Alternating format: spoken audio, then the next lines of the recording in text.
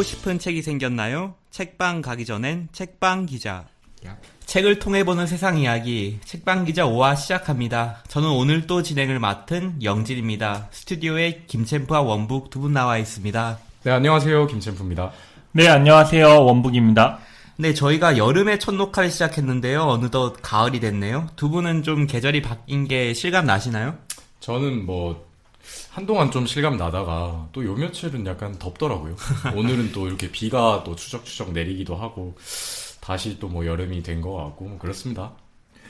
저는 이제 요즘 자면서 느끼는 게 모기가 엄청 더울 때는 없다가 요즘 좀 날씨가 풀리면서 모기가 엄청 생기더라고요. 그래서 잘 때마다 이제 모기와의 전쟁을 선포하고 있습니다.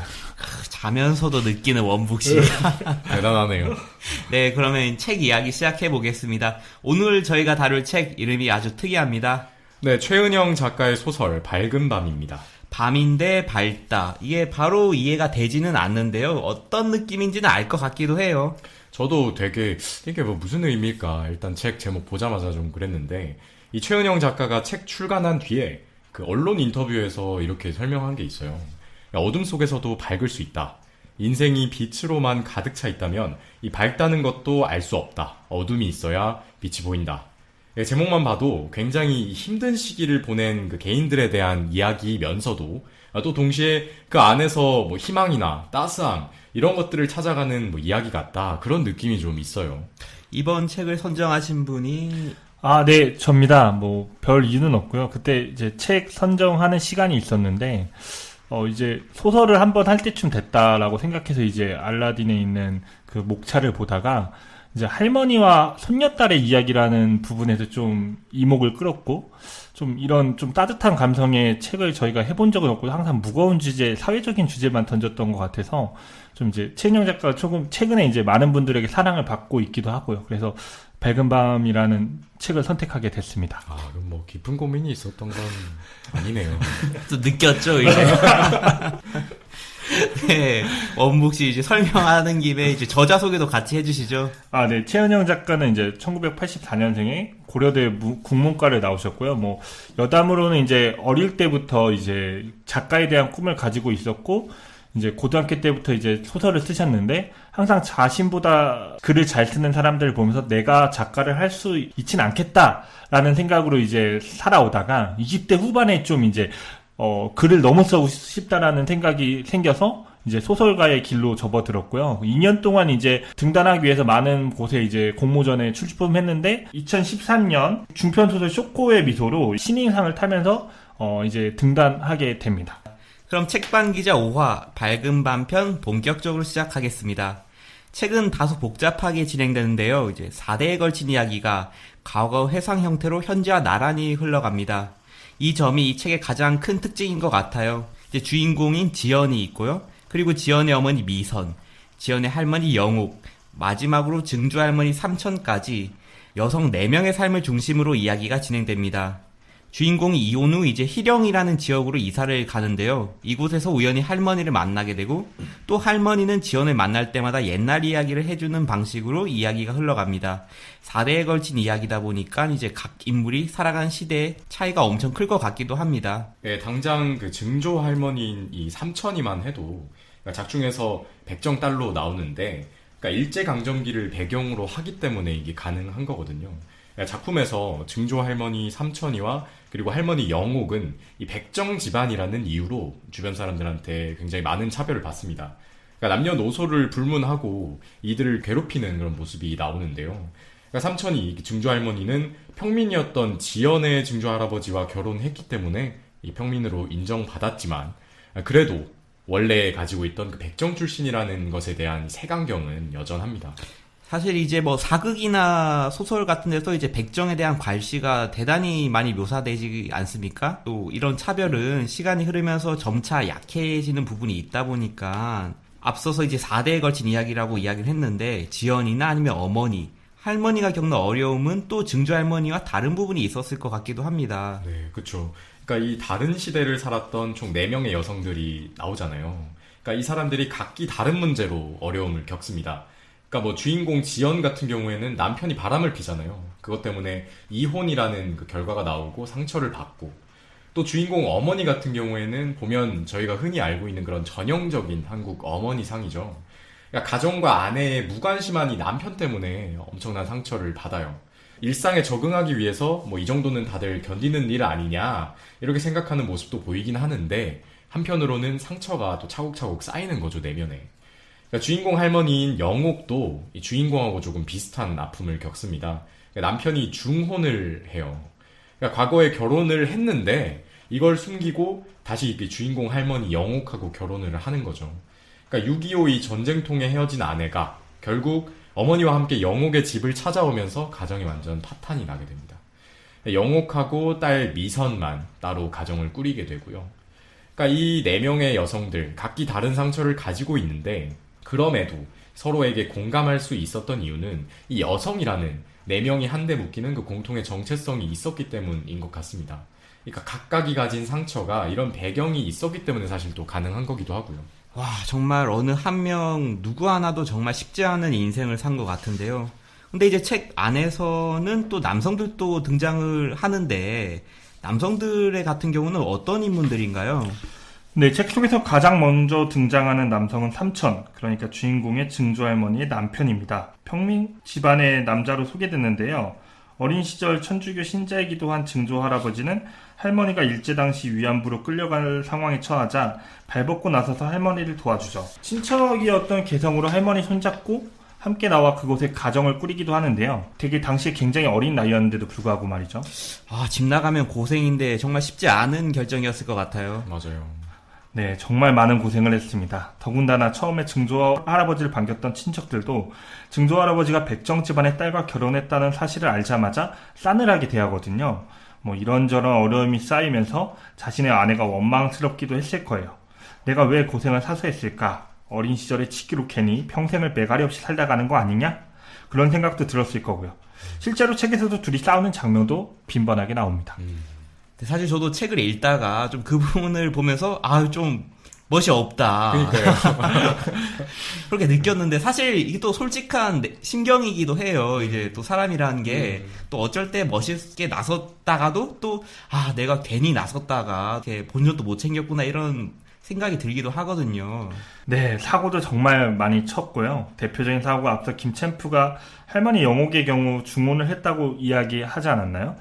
그 증조 할아버지는 자신의 사위가 이미 혼인한 사실을 알고 있었어요. 그런데도 이러한 사실을 자신의 아내와 딸한테 숨기고 결혼을 적극적으로 주도해요. 진짜 정말 너무한 아버지죠.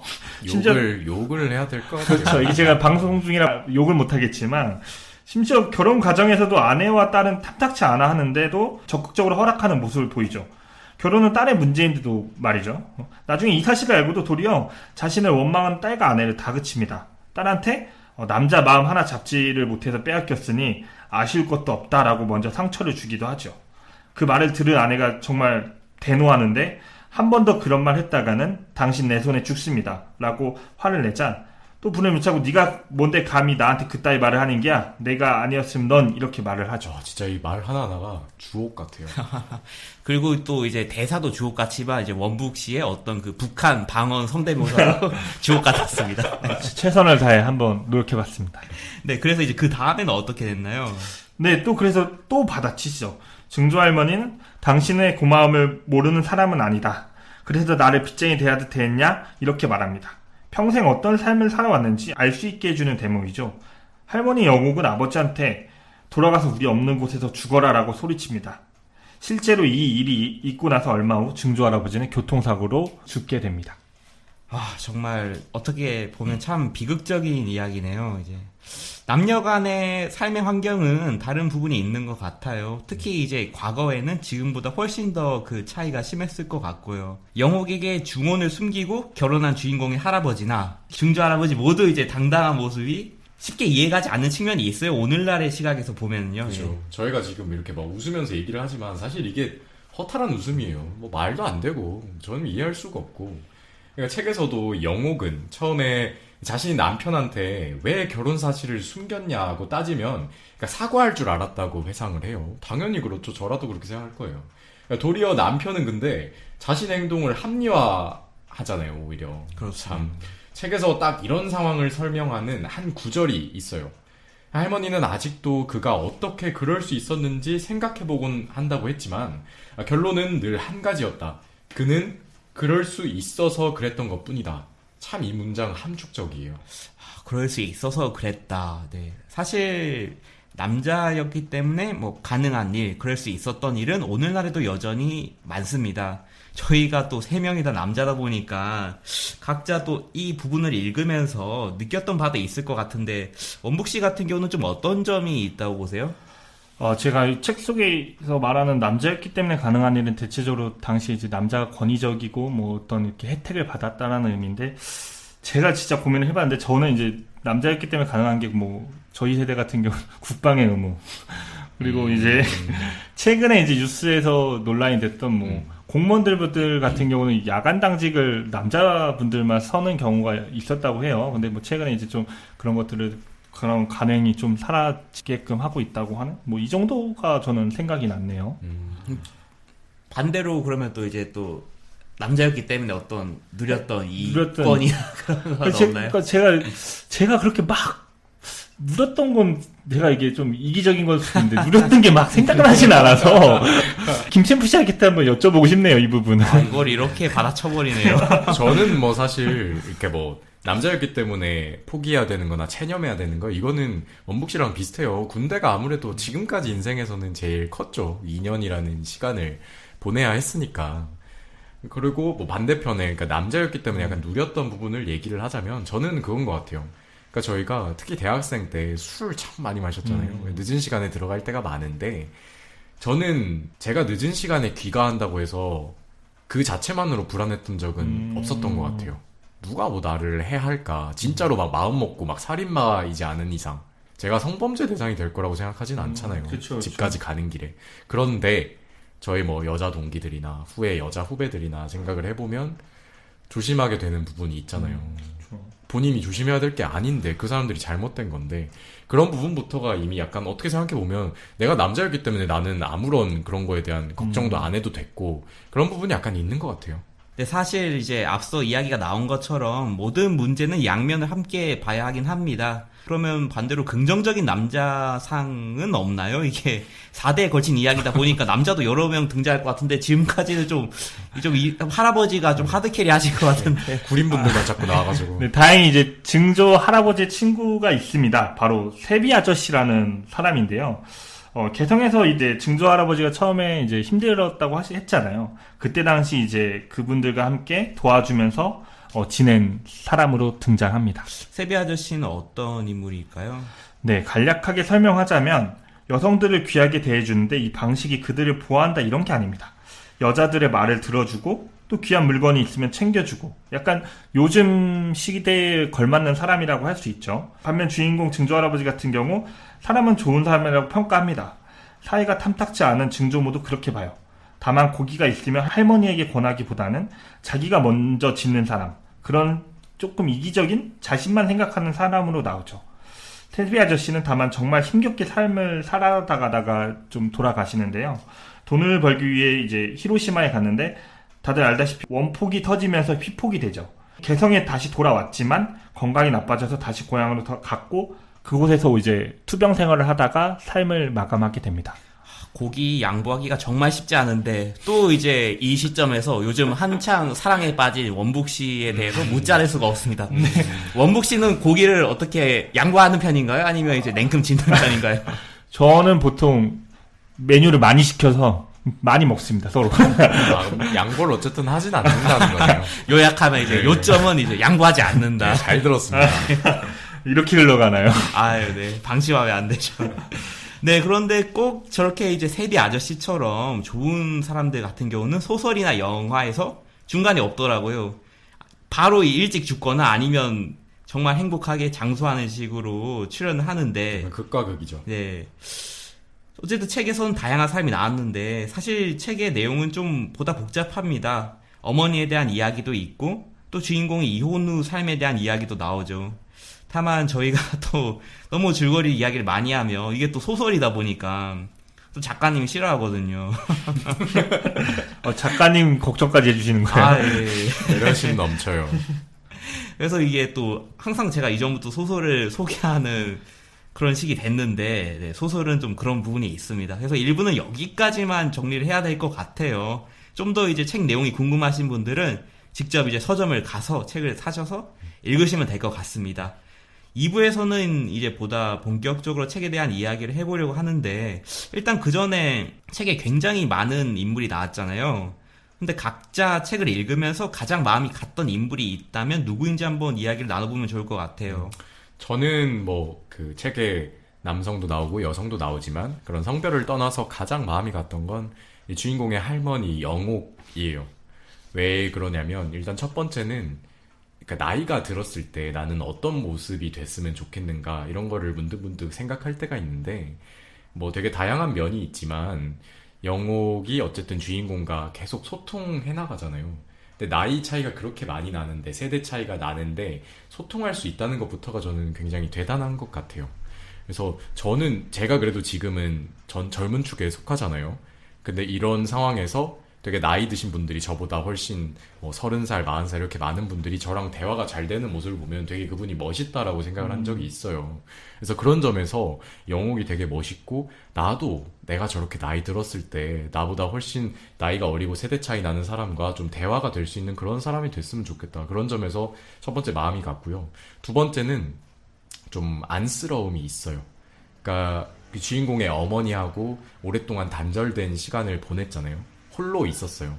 근데 홀로 있는 게 참 제일 아픈 일이라고 생각해요. 저는 한 사람의 그 인생에 있어서 얼마나 외로웠을까, 얼마나 무언가 자기의 삶의 이야기를 하고 싶었을 거고, 특히나 뭐 친구보다도 사실 가장 가까운 관계는 가족인데 그 가족과 단절된 삶을 살았다는 거는 그 얼마나 어려움이 있었을지 참 가늠하기도 어려울 거라고 생각을 해요.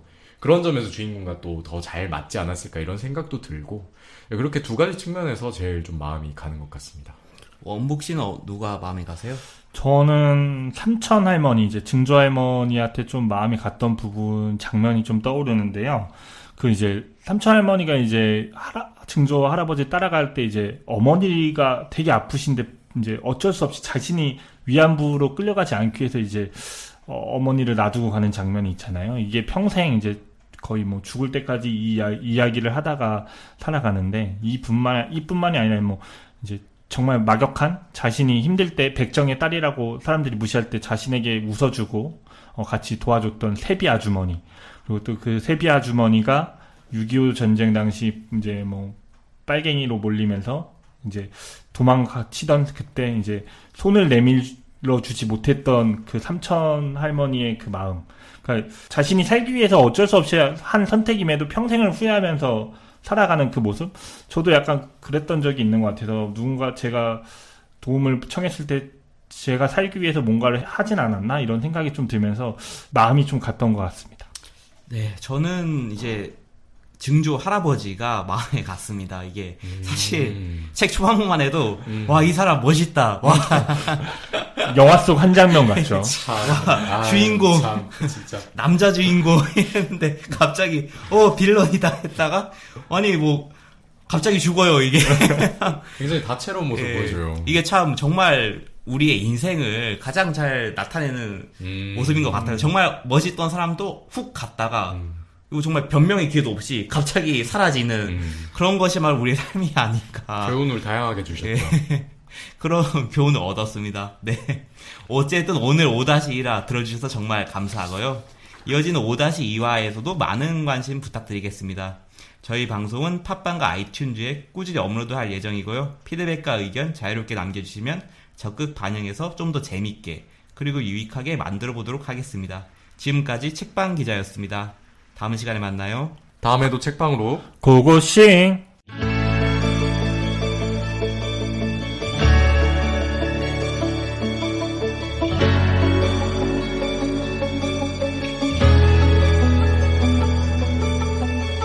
읽고 싶은 책이 생겼나요? 책방 가기 전엔 책방 기자.